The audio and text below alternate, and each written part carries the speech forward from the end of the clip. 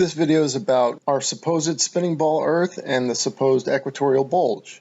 Okay, so now they tell us the Earth spins at 1,000 miles per hour at the equator. And this spinning is creating a centrifugal force strong enough to upheave the ground 14 miles high by thousands of miles wide all around the equator of the Earth. Okay, and not only is the equator bulging, but from pole to pole, the centrifugal force is causing that to squash. So all of this is said to be going on underneath us. Right? All this ground, rock, dirt, and what have you, moving toward the equator, yet we're supposed to believe we're immune to this on the surface of the Earth, right? Everything's trying to move to the equator, and the ground is trying to spin off of the ball, yet on the surface we can see lakes like this. We can see bodies of water still as glass. This is a fraud.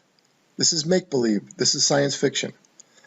Okay, many years ago, somebody decided, or a group of people decided, to gaslight humanity and tell us this fantastical tale of a spinning ball.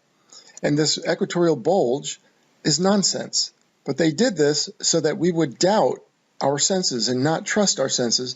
And so then you have to look to the high priests, the scientists, to give you a sense of reality. And they will define your reality and tell you what's real. Even though we say, we don't feel this motion. We don't see this motion manifesting on the Earth. We see no such disturbance. Bottom line is this.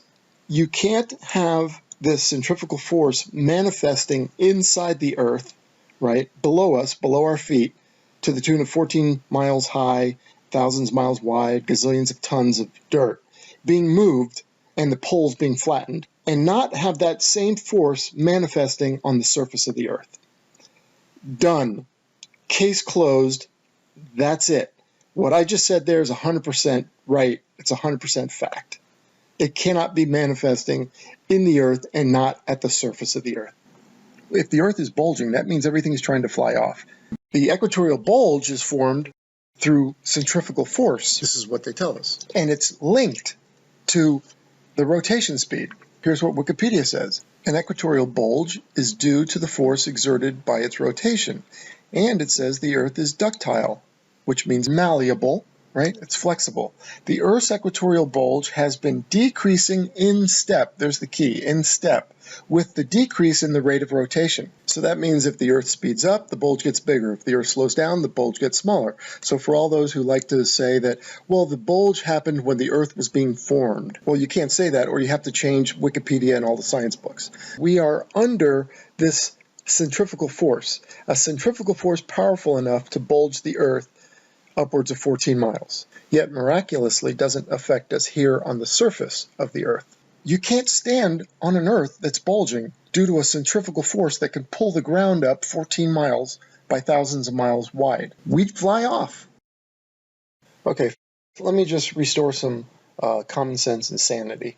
You can't live on a ball. We'd fall off. Sailing around the world. All the way around? Yes. What did you do at the bottom? Did you fall off? No, I held on tightly. Wow! You can't live on a spinning ball, for sure. And you most definitely can't live on a spinning ball that's creating an equatorial bulge of 14 miles high by thousands of miles wide. That's a catastrophic, cataclysmic event. We'd all be dead. No life on this thing. And here's a little video I did to show what it might look like on this ball Earth as all the water rushes to the equator, matching the ground underneath, where the poles are flattening and the equator's bulging 14 miles high. The Earth would probably sound and look a lot like this.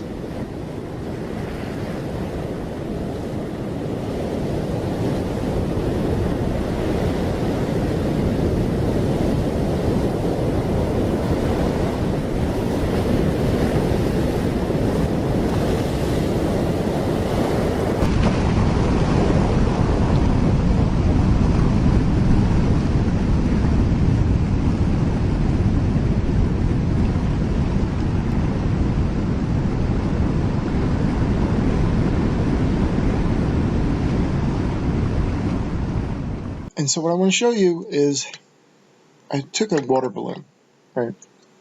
And I spin the water balloon. The water balloon has a skin on it. Okay, now why is the balloon bulging? for the same reasons that this fake, concocted, manufactured, oblate spinning spheroid would bulge for. The balloon is bulging because the contents of the balloon, the inside of the balloon, the water, wants to fly outward, wants to spread out, fly out, and it wants to fly off at the equator. That's why it bulges right in the center. Now, when we look at this other spinning ball, now this is a porous rubber ball, and I soaked it with some blue water so we could see the water fly out. Now, when I spin this ball, the water inside the ball immediately starts to spin out. As soon as the ball starts to move, this is a catastrophic, cataclysmic event if you're living on that little ball. All right. Like I said, the Earth has no skin, and the rubber ball on the right also has no skin. And so you would see, if the equatorial bulge were real, the water would be flying everywhere. And remember, water is the most easily disturbed, right, of all the other substance on the Earth. Water would show any movement. And yet, we can see water like glass still all over the Earth, even though it would all want to be running towards the equator. And we would fly off because the ground below us is essentially flying off 14 miles high. But they'll say you won't feel or notice any of this because of gravity. No, gravity's losing the battle. Gravity? Is it magic? Not exactly, Pepper. In simple terms, gravity equals g times m divided by radius times 2, where g is the gravitational constant. So, it's magic? Yes, it's magic. Between centrifugal force and gravity, it's centrifugal force that's winning because the ground is bulging upwards 14 miles high by thousands of miles wide. Tons and tons and tons of rock and dirt and earth. So of course we would feel this if it was real. So to say that we could live on the surface of the Earth and have still lakes and be totally unaffected by this is bunk. It's baloney. It's garbage. This is a stupid model, and if you stop and think it through, you see how ridiculous this is.